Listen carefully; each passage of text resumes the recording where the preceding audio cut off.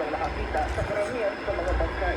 Magpapasalamat po kami kasi ibig sabihin marami kayo sa tumulong sa amin. Hindi po kaya ni Coach lahat ito. Although nandyan yung mga assets namin. So it's not enough para nalugugin talaga.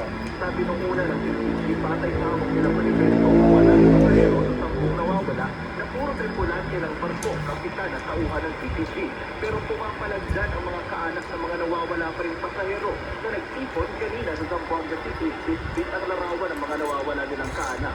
Oo, naiintindihan namin at ang kulang yung dumarating sa kanila. Pero at the same time, sana makinig sila sa mga tao, sa public, na more early safety kayo amazing. Para mamaya pag nahanap nila yung shampoo, hindi na natin ang iba dahil yung nakalagay doon sa missing person nila, shampoo lang. E paano naman kaming kamag-anak? Dapat kayo, kailangan namin ang hostida. Hostida yung kailangan namin. Ang alisin dapat, puntan sila. Nandito yung mga pamilya ng missing person. Dapat panawagan ng kaanak ng mga nawawala, bilisan ang paghahanap at nagdagan pa ang mga rescuers. Yung Coast Guard, isa lang.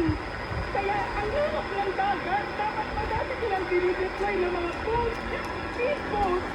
Kabilang sa hinahanap ng kanyang kaanak si Sharia Court Judge Alberto Romoro. Kaya nawagan kami sa gobyerno, sa Supreme Court, na yung suporta at saka lalo na sa BARM, tumulong po sila sa pag-rescue para makasigurado na kung wala sila doon ay mahanap na rin sila sa mga isla.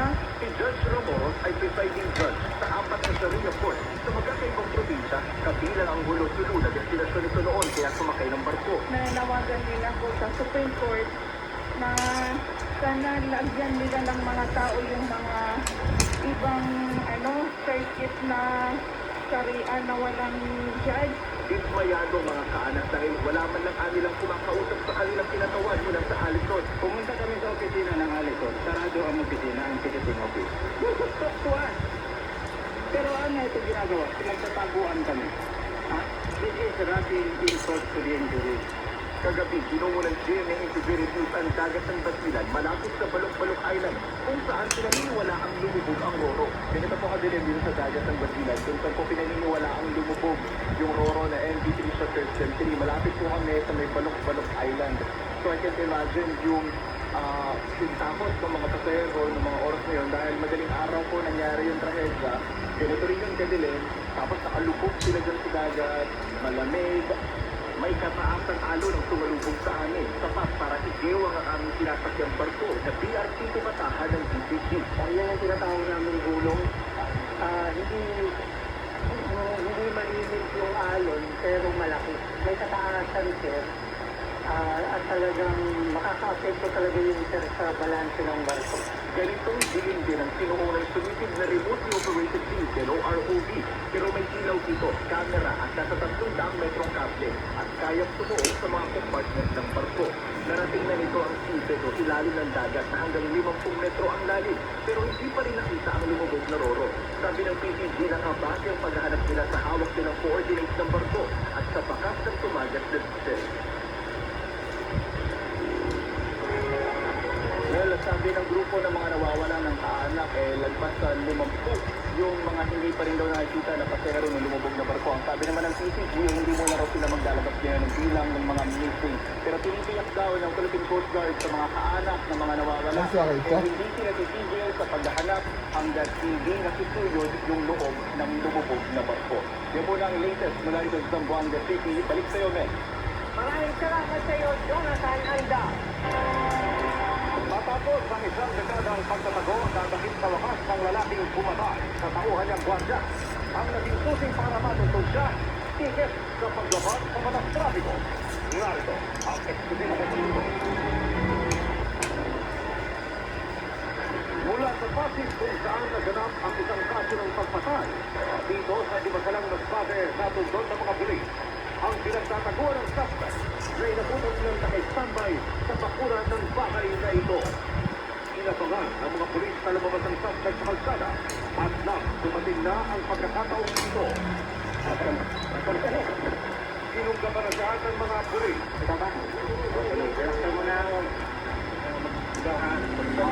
Nagdatingan ang iba pang mga pulis mula sa kanto. pinapatay ng suspect na noong OIC ng isang security agency ang tauhan niyang gwardiya. Awal trabaho ang nakikita namin ng motibo dito dahil accordingly, itong biktima natin may ayaw sumunod dito sa ORD. So, pinatay na at nagpalo sa di makalang masbate. Makaraan at halos 15 taon. Nabigyang justisya na rin ang biktima. Makaraan mahuli ang suspect na natunto ng kinaroroonan dahil sa traffic violation na kanyang ginawa. May nakuha tayo na ticket niya sa isang traffic violation dito sa Pasig na kung saan nandun yung address. So, in-exploit natin dito through intelligence fusion at natuntong na natin na nandun sa di makalang masbate. Sinusubukan naming makuna ng panig ang suspect. Para sa German Integration, Emil Zubagi, nakatubak, Festival Goa. Sa kabila ng pagkatiko ng mga abogado ni dating Pangulong Rodrigo Duterte na mapigilan ang pag-usad ng kanyang kaso sa International Criminal Court, sinabi ni Vice President Sara Duterte na hindi papalitan ng ama ang kanyang legal team. Ipinarating ng dating Pangulo sa bise ang kanyang desisyon nang magkausap sila sa Rahil. Itinakda sa February 23 ang pagsisimula ng confirmation of charges hearing ni Duterte matapos magdesisyon ang ICC Pre-Trial Chamber 1 na kaya ng kanyang kalusugan na humarap sa pre-trial proceedings. Tinanong ko si dating Pangulong Rodrigo Duterte, sabi ko, gusto mo ba palitan? At hindi ka ba satisfied? Sabi niya, hindi palitan. Pero meron siyang mga instructions na ibinigay na bahin sa legal team. So, hindi ko na sabihin mo ano yung mga instructions dahil ano naman ay hindi na mahalaga.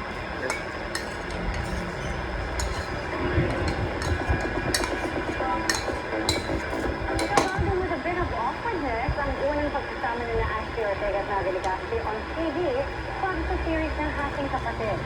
Daring kasi ang isa sa mga eksena nila as Angel at Cairo.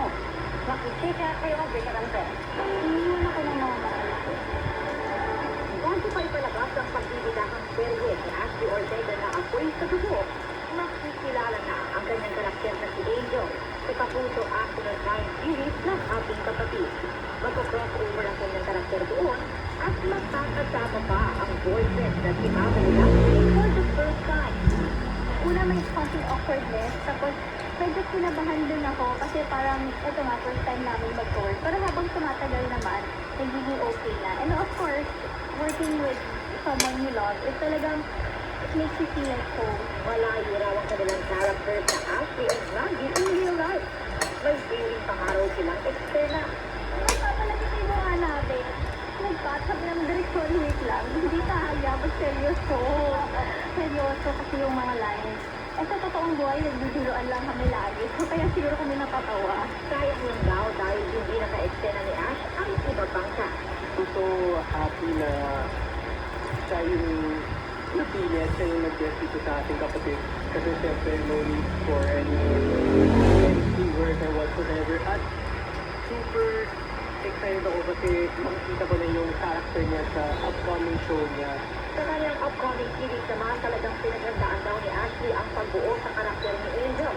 Na very challenging daw dahil mayroon siyang mental disorder. Kumausap din kami mga writers ng psychiatrist para malaman namin kung anong klaseng disorder na meron siya. Para accurate pa rin. Kasi syempre, if you talk about mental health, medyo sensitive yun. Lalo na sa mga taong meron ganun talaga. Sa March, matatagod ang apoy sa dugo sa GMA Accident Trial. O Miguel at Peter Suzuki Cabinet. At ito na, mga aligasyon ng nagpakilalang driver at PA ni Rian Ramos, mariing pinabulaanan ng kampo ng aktres at ni Michelle D. At dalawang pulis nakasabot umano sa pagpatay kay dating QCSO Board Secretary Wesley Barayuga, inirekomenda ng prosekusyon na gawing state witness. Yan at iba pang mga balita sa pagbabalik ng 24 oras.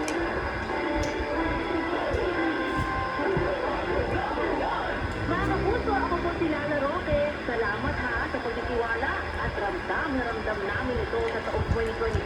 Kaya naman ang Super Radio, DPWP ay #1 at 2025. makakain at boses sa inyong bahay, Kalang? buhay, Kalang. at sa lipunan. Basta radyo, solid BDW tayo! Ano po lang mapapangasawa mo, Iha? Sabihin mo dito, Sakto lang binigay ng pera pang dito sa atin. At makita niyang napakaganda rin ng Pilipinas. Ganda ng Pinoy! Ang Pilipino, magiging sa panahon. Isang paalala mula sa MS3 na niniwalang mabuti ang Pinoy. Sabi-sabi po, nakakalimot sa makamura. Pero gusto pa natin matutol. Dapat, di lang basta makamura. Dapat, right mo, kalidad at abot kaya. Laging ito mo, may rightness ba nito? Kapag pumipili ng gamot, dapat yung abot kaya, pero di kalidad. Rightness. Check sa quality. Check sa affordability. Ang maintenance sa diabetes sa cholesterol, kasabay niya, Translar. May 5P vitamin highlight, tulong para sa nerve repair and prevention, tulong iwas pag-ibig with proper diet and healthy lifestyle. Ask your doctor about Translar. Hindi na quality yan. Ang gamot sa diabetes at cholesterol, sabayan ng Vangular. Naniniwala ka rin ba sa paborita? Dapat walang pinipilitan. Walang mga interes na pinoprotehan. Walang pinapakalagaan. Kundi kapangalan ng sambayanan. At katotohanan. Balita, walang bahid. Walang labi. Walang tunay. Serbisyong totoo lang. Number 1 sa Mega Manila. Ano tayo ng report mula kay Isa Gandari o Mali Isa? Sa Nicaragua Children's System Residential Area sa Matandang Malarang sa J.O. City, particular ito sa District 19 sa Area 6. Batay sa 05 production dakong 6:43 ng gabi nang maiyak ito sa unang alaga. Pero mabilis na lang nakapula pa sa atin 6:40 ng gabi dahil agad na nakaresponde ang mga bumbero. Hindi bang bang dalawang unit ang apektado, ngunit yung isa dito yung matinding na tulog. Buti na naman din ay hindi na kumalat yung apoy sa iba pang mga unit. Pinatay na rin muna ang kuryente sa building ring habang isasagawa ang mapping operation. Ako din sa Rizal Mali. Presidente, sa Karadyo, sa Gabuti, dapat totoo. Sinilagan ng report ni Glenn Huego Glenn.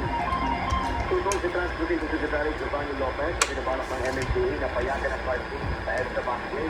Kapahid ng kalihim, piniset yung kanyang busway para sa mga bus na kayang magabis ng 300,000 pasahero kada araw ng mabilis. Kapag pinayagan niya ang pribadong sasakyan at kahit sa carpooling, ay papagal ang bus operation at mapapaliwala ang lalim ng busway. Patitaan niya nila na ang pagsisikap na MMDA General Manager Nicolas Torre III na masolusyonan ng traffic pero malinaw ang direktiba ni Pangulong Ano to, Apple? na nakasenso dapat sa mga pasahero ang mga polisiya at hindi sa mga sasakyan. Mananatili naman anyang bukas ang DOTR sa mga dialogo para mahanapan ng solusyon ng mabilis traffic sa Metro Manila. Glad Weather ng Superanzo DZWB. Dapat totoo. Kasi ikaw sa bangko? Malaking kalagalan ang ibinigay sa ilang programa ng Superanzo DZWB sa 47th Channeling Mass Media Awards. And now, the Q&A for Best News Commentary goes to Vera Delgado, the Super Advent DZWB 594 Kilohertz GMA Network. Pero Delgado sa Superanzo DZWB Best News Commentary Program. And the CMA for Best Educational Program goes to Sinay MD, the Super Advent DZWB. Pinoy MD sa Superanzo. Inirekomenda ng prosecution na gawing state witness sa Talayugang murder case ang dalawang pulis sa mga ikasabwat ni dating PCSO General Manager Rolina Gama. Umarap sila sa korte sa Mandaluyong para sa hiling na makapagpiyansa sa kaso. Nakatutok si mga salita. Dumating kanina sa Mandaluyong RTC Branch 279 na ang dalawang nakaposta at CDL uniform bilang mga akusado. Hindi man kilala ng marami, makikita sa dami ng kanilang security escort ang bigat na sinasasang